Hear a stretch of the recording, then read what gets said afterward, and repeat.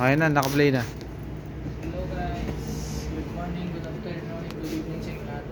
Ngayon nandito kami sa may Uruguay, Montevideo.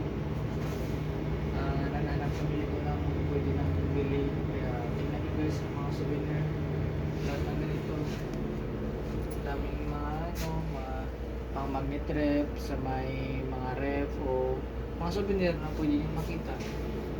So, ano ko sa iyo yung kagandahan ng bansang Uruguay. Ito yung mga pambato nila, yung mga souvenir, mga remembrance. Makita niyo po, ito yung ano nila, Uruguay country, Montevideo, Uruguay. Ito yung flag nila. Yan. Porta per retrato.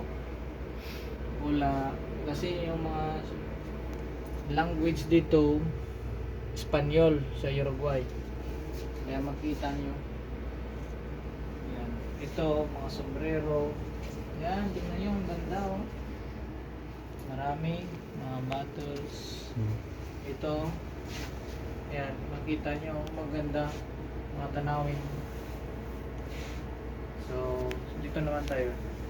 Pero, yung mga chocolate nila, dito, yan. Tingnan nyo.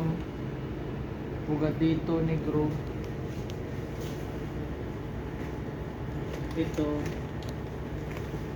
Super Alfajor Mucho Dulce de Leche. Dami. Ito naman mga chips. Yan. Mga imported to, mga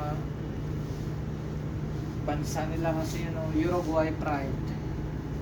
Ito Dove Green, gusto yung pabango kompleto rin, parang ano sa atin, parang 7-Eleven, Ministop, mga ganyan, pero simple lang. Ito naman, mga isip na pangpulutan, gusto nyo, FM. Ako nakalagay $7, $6, $12, $10, USD dollar. Ito Doritos, green cracker, zero. Yan, mga hindi makita sa Pilipinas, dito nila makita sa bansang Uruguay.